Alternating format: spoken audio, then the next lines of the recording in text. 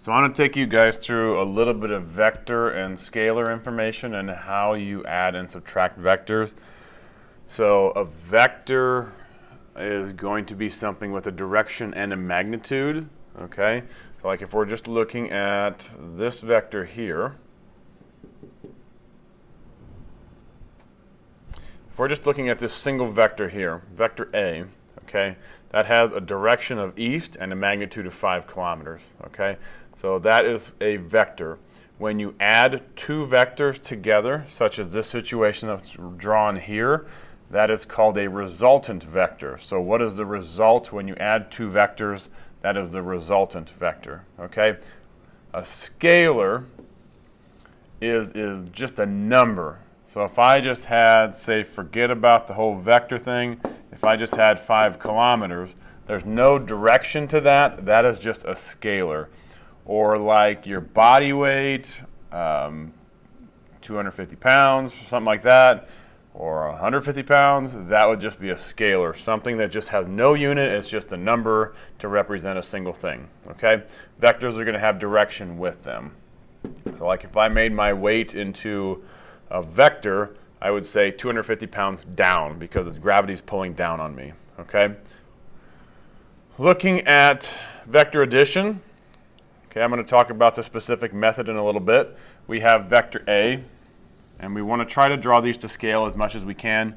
That's 5 kilometers east. And we have another vector B, 2 kilometers east. When we put those two together, we get resultant vector. We're going to call that R in this situation. That's 7 kilometers east. Fairly basic if you have vectors in the same direction. If you're pushing on something and somebody else is pushing on something, let's say you got a box and you got two people pushing on that box. Okay, this is going to look kind of goofy, but we'll go with it. These two people are pushing on this box in the same direction. Their forces are going to add together, so their vectors will add together. Their force vectors will add together. All right, subtraction, just what you might think. The vectors are going to go in opposite directions, and in this case, vector B is going to take away from vector A to result in 3 kilometers east, okay? Let's say if I'm pushing on a box this way with 200 newtons, and I have a student pushing on the box this way with 30 newtons, then the resultant vector is going to be a vector going to the right. If we call that east, that's fine. That vector would be 170 newtons right, or east, okay? So that's basic vector addition, vector subtraction. In this case, it would be vector subtraction because the two vectors are going opposite directions, okay? So if we're working with something a little more complex, okay, we have to use a protractor, and I'm going to kind of try to show you how to do this. There's protractors located in my classroom in the plastic bins. I'm going to try to show you with a smartboard how to do this, and hopefully it can kind of transfer to how you do it with a protractor on paper. Okay, so a person walks 22 meters in a direction 43 degrees with respect to the x direction. She then walks 20 meters at an angle of 20 degrees above the x direction. Finally, she turns and walks 29 meters at an angle of 60 degrees, or 68 degrees, excuse me, below the x direction. What is her total displacement? Okay, so you had some information that you read and that you watched talking about distance versus displacement. Okay, so displacement is going to be from point A to point B. All right, how far did the person go from point A to point B? If we're talking about distance, well, person went this way, person went this way, person went this way, something similar to that. So what is the total distance along this path? That's the distance, okay? Let's try to draw this out as best as we can here. I'm going to get a protractor, and it's a big one. Let's see if I can make this thing. I don't know if I can make this a little bit smaller, but we'll work with it, okay? And we need an axis. So we need an x-axis and a y-axis because we want to use those when we're doing this, okay? The other thing we need to make it a little bit easier might be a scale, okay?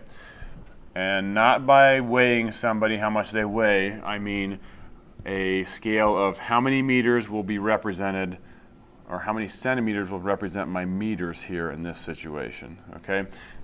And we're actually going to get rid of this, and I'm going to use a ruler, because the ruler tool on here has an angle on it. Okay, so you're going to use your protractor, and your protractors have rulers along the bottom. Mine didn't, so that's why I'm getting rid of it. So let's say my scale is going to be 1 centimeter is going to be 10 meters in this scenario, okay?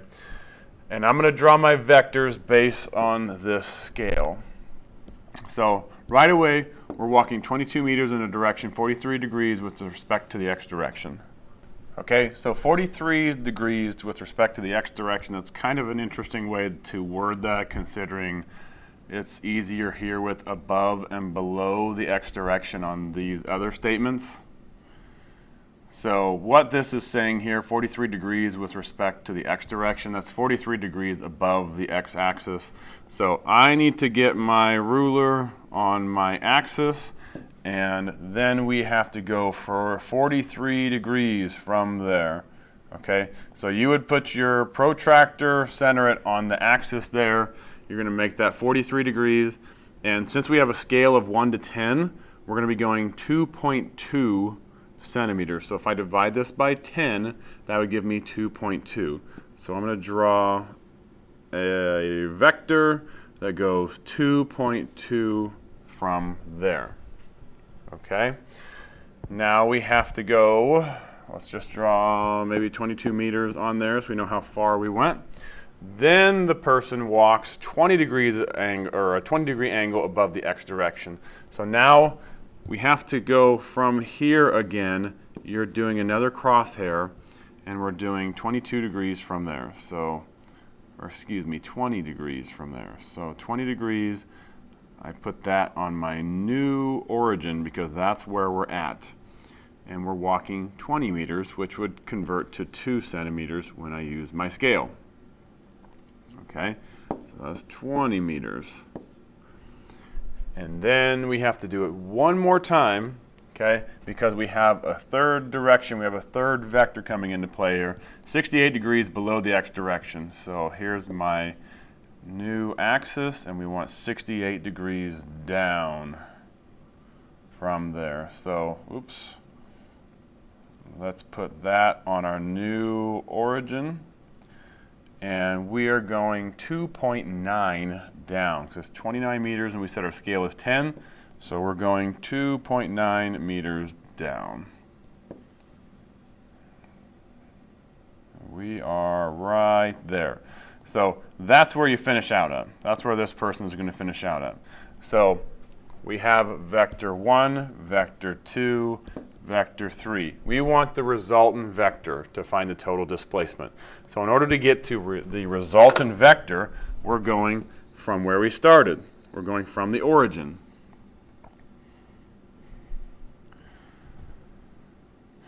So when I put my cursor on the origin, I'm going to move stuff around, and I want to get the length of that vector, and it's going to be kind of rough because you're doing it by hand. There's better ways to do it, but I'm going to teach you that later. We're just going to do it by hand for now. I go from the origin to my vector, and I'm going to measure that, and let's say we stopped right there. So that is 5.2 according to my ruler. Then we got to remember we use this scale. So I have to take that number, multiply it by 10. So this is actually going to be 52 meters. And then we have to get our angle, okay, which you would take your protractor, flip it around. Okay, it would look kind of like this. I take my protractor, I'm going to put it on the origin. Okay, I know I got a lot going on here. I'll put my protractor on the origin. And in this case, I'm going to have to flip it around, and then I measure my angle to that line, okay? And it would look something like that. So if I'm looking at my ruler here, I have 5 degrees. So if you have plus or minus 2 degrees, so maybe you had up to 7 down to 3, that's fine. So mine is 52 meters at 5 degrees below. We have to have the direction stated with this. The x-axis. Okay.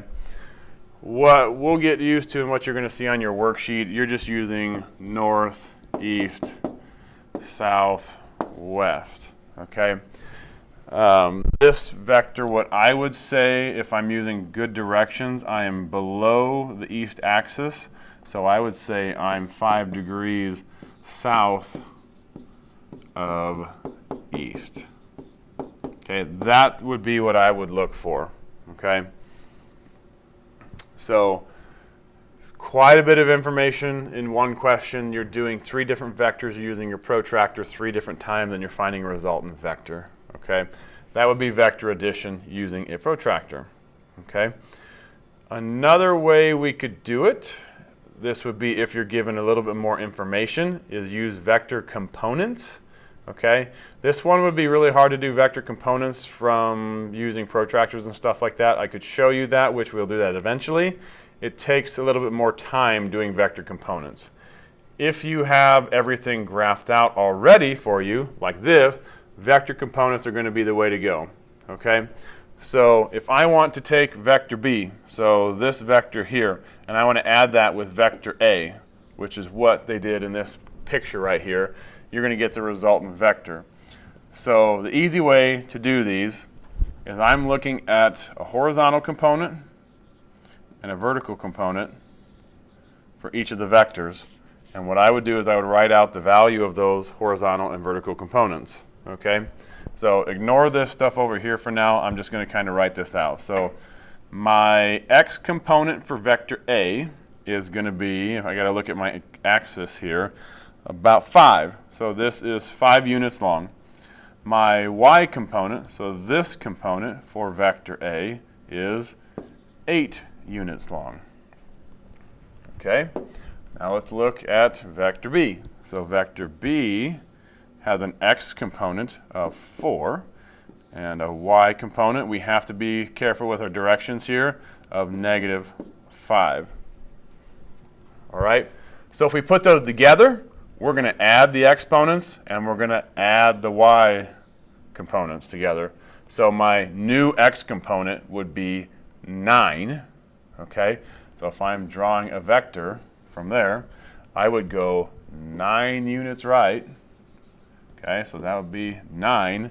And then I got an 8 and a -5, which would give me a 3. So I would only go 3 units up. And I'm going to put a dot right there and then draw an arrow out to that dot. That's my new vector. That's vector C that they have right there. Okay. Like I said, the benefit of this, or when you want to use this, is when you have a graph and you can clearly see vector components. Okay. If we're doing vector components for something like this, we're going to have to use sine and cosine and sometimes tangent. Okay. It's a little bit more work there, a little bit more math, but you are much more precise if you use vector components here than if you just measured everything out. Okay. And if we wanted to get, so we want to get the magnitude of this when we're looking at these components, we would use Pythagorean's theorem. Okay. So a squared plus b squared equals c squared. So 9 squared plus 3 squared equals c squared. So you'd have 81 plus 9 equals c squared. And you get a 90 equals c squared. Root both sides. And that's how we arrive at the 9.5 that's written there. Okay, so 2 different ways to add vectors together. And we're going to work on just doing it with protractors to begin with. Okay, so let me write one more example for you before I call it quits. Let's say we have 2 vectors. Vector A is 23 degrees east of north. Okay, vector B is 32 degrees south of east. Okay, and we want to figure out the resultant vector when we add those two together. Okay, so I'll give you a quick rundown here of if I just graph these individually. So if I just graphed vector A, east of north, so I kind of look at this axis first and then I go this direction. So north axis is here, east of that would be going 23 degrees this way. Okay, so you'd be going 23 degrees this way, and we need a magnitude, let's say 15 kilometers and 12 kilometers here. Okay, so I would get my angle of 23 degrees using my protractor. So set my protractor on here, get my angle of 23, and I would use a 1 to 10 scale here again. So I would go 1.5 centimeters out. Okay, let's say that's my 1.5 centimeters. I finished out there. And I would write, this thing does not want to cooperate with me, I would write my 15 kilometers there. All right, if I'm doing the other vector here, where we're going south of east, that's going to kind of look like this. So east is here, I'm going south of this. So I want to go 32 degrees south of this axis. Okay, and then I'd be going 1.2, or it would be 12 kilometers or 1.2 centimeters using this scale. Okay, adding those two together, I do tip to tail. And if this thing would cooperate for me, I would take this vector, put it on the tip of that one, and you should have something like that when you're done. You try to find a resultant vector from here to here. Okay. I'll upload other videos on this in Canvas. This was a really quick rundown, but it works the same as the last one. So, and we will practice more of these in class. I want you just to try them on the worksheet to see if you can figure them out. All right? So, thanks for watching. Good luck on the lesson.